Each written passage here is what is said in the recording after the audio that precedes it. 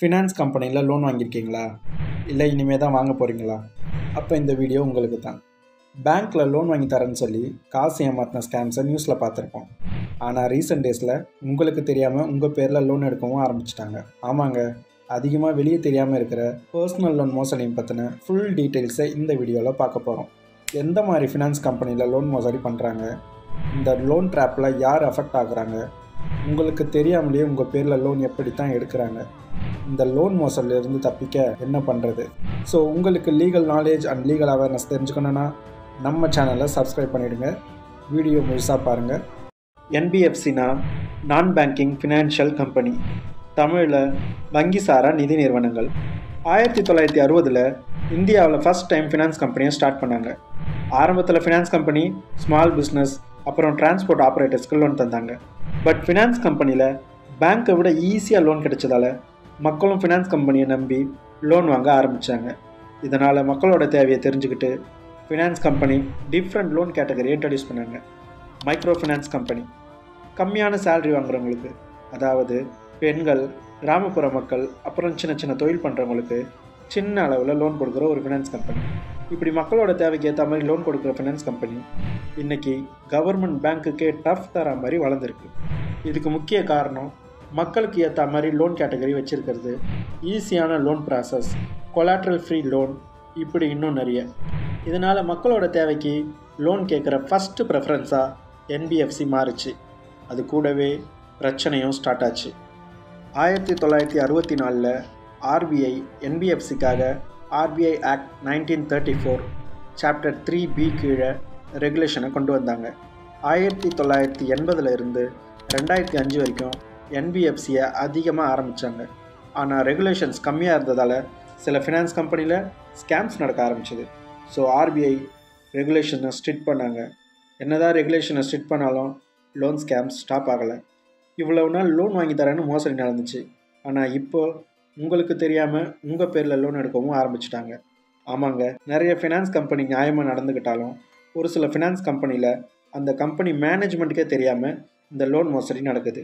இனிமேல் நீங்கள் கவனமாக இருக்க வேண்டியது மைக்ரோ ஃபினான்ஸில் லோன் தர பிரான்ச் ஆஃபீஸர்ஸ் கிட்ட. இந்த மறைமுக லோன் மோசடியில் பாதிக்கப்படுறது உங்களோட அம்மாவாக இருக்கலாம், இல்லை ஒய்ஃபாக இருக்கலாம், இல்லைன்னா உங்கள் ஃப்ரெண்ட்ஸாக கூட இருக்கலாம். ஆமாங்க, இந்த லோன் மோசடியில் பாதிக்கப்படுறது பெண்கள் தான். ரொம்ப காலத்துக்கு அப்புறம் பெண்கள் முன்னேறணும், அவங்களும் ஃபினான்ஷியலாக ஸ்டேபிள் ஆகணும்னு கவர்மெண்ட், பேங்க், என்பிஎஃப்சிலாம் பெண்களோட தேவைக்காக லோன் கொடுக்குறாங்க. முக்கியமாக மைக்ரோ ஃபினான்ஸ் கம்பெனியில் பெண்களுக்கு 2 முக்கியமான லோன் கொடுக்குறாங்க. ஒன்று பர்சனல் லோன், இன்னொன்று குரூப் லோன். பர்சனல் லோனில் சின்ன சின்ன கம்பெனிக்கு வேலைக்கு போகிற பெண்களுக்கான பர்சனல் லோன், அதாவது மெடிக்கல் எமர்ஜென்சி, கல்வி கடன் மற்றும் சுகாதார மேம்பாடுக்காக இந்த லோன் கொடுக்குறாங்க.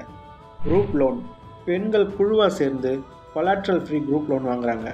சுய தொழில் பண்ணுறதுக்காகவும் தொழில் முனைவோராகவும் இந்த லோனை பெண்களுக்கு கொடுக்குறாங்க. இந்த 2 லோனும் பெண்கள் வாழ்க்கையில் முன்னேற கொடுக்குறாங்க.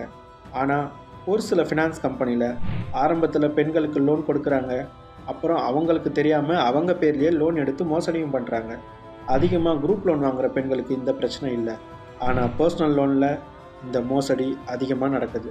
மைக்ரோ ஃபினான்ஸ் கம்பெனியில் பர்சனல் லோன் எடுக்கிற பெண்கள் அந்த கடனை கட்டி முடித்த பிறகு பர்டிகுலர் ஃபினான்ஸ் கம்பெனியில் என்ஓசி தரதில்ல, நீங்களும் கேட்டு வாங்கிறதில்ல. லோன் வாங்கி சரியாக கட்டிட்டு அடுத்த லோனை வேணான்னு சொல்கிறவங்க தான் இவங்களோட டார்கெட்டே. உங்கள் பேரில் ஃபினான்ஸ் கம்பெனியில் ஒர்க் பண்ணுறவங்களே லோன் எடுக்கிறாங்க. ஒரு சில ஃபினான்ஸ் கம்பெனியில் நீங்கள் லோன் வாங்கினா ஆன்லைனில் பேன் வச்சு செக் பண்ணலாம். ஆனால் சில ஃபினான்ஸ் கம்பெனியில் வாங்குகிற லோன் ஆன்லைனில் காட்டாது. இந்த மாதிரி ஆன்லைனில் காட்டாத மைக்ரோ ஃபினான்ஸ் கம்பெனியில் தான் மோசடி நடக்குது. என்னோடய கிளைண்ட் செங்கல்பட்டுக்கு பக்கத்தில் இருக்கிற ஒரு மைக்ரோ ஃபினான்ஸ் கம்பெனியில் 3 வருஷத்துக்கு முன்னாடி அவங்க பசங்க படிப்புக்காக 50,000 ரூபா லோன் வாங்கியிருக்காங்க. லோன் இஎம்ஐயை சரியாக கட்டி முடிச்சிட்டாங்க. ஸோ ஃபினான்ஸ் கம்பெனி சைட்லேருந்து நீங்கள் கரெக்ட் டைமில் லோன் கட்டி முடிச்சிட்டிங்க, அதனால் உங்களுக்கு திரும்பவும் லோன் வேணும்னா 1 லட்சம் வரைக்கும் கிடைக்கும்னு சொல்லியிருக்காங்க. இவங்களுக்கு அந்த நேரத்தில் தேவையில்லாததுனால வேணான்னு சொல்லிட்டாங்க. இந்த வருஷம் ஏப்ரல் மாதம் அதே மைக்ரோ ஃபினான்ஸ் கம்பெனியில் லோன் கேட்டிருக்காங்க. ஆனால் ஃபினான்ஸ் கம்பெனி சைடில் உங்கள் பேரில் ஏற்கனவே லோன் இருக்குது, அதை கட்டி முடித்தாதான் திரும்ப லோன் கிடைக்கும்னு சொல்லியிருக்காங்க. இவங்க நான் ஏற்கனவே வாங்கின கடனை கட்டிட்டேன் அப்படின்னு சொல்லியிருக்காங்க. ஸோ ஃபினான்ஸ் கம்பெனி சைடில் செக் பண்ணிவிட்டு சொல்கிறேன்னு சொல்லி அனுப்பிட்டாங்க.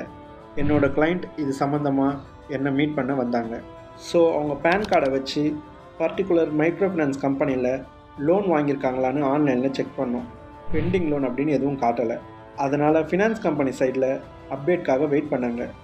பட் அந்த ஃபினான்ஸ் கம்பெனியோட கலெக்ஷன் ஏஜெண்ட் அவங்களோட ஆப்பில் செக் பண்ணி பார்த்ததில் போன வருஷம் ஜனவரி மாதம் உங்கள் பேரில் 1 லட்சம் கடன் எடுத்த மாதிரி காட்டுதுன்னு சொல்லியிருக்காரு.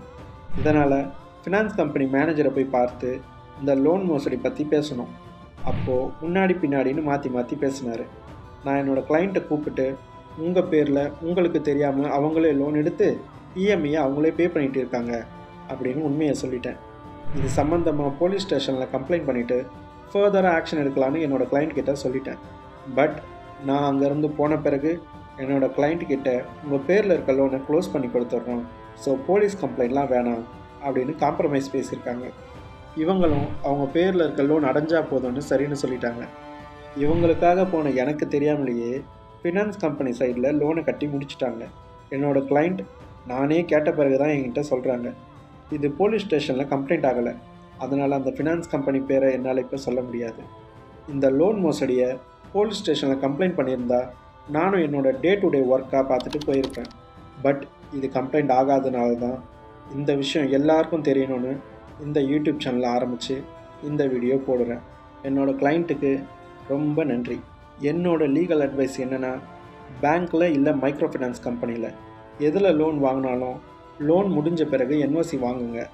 நீங்கள் எந்த ஃபினான்ஸ் கம்பெனியில் லோன் வாங்கினாலும் ஆன்லைனில் அப்டேட் பண்ணுற ஃபினான்ஸ் கம்பெனி தான் பெஸ்ட்டு ஃபார் லோன். நீங்கள் லோன் வாங்கினா அது ஆன்லைனில் கண்டிப்பாக காட்டணும்.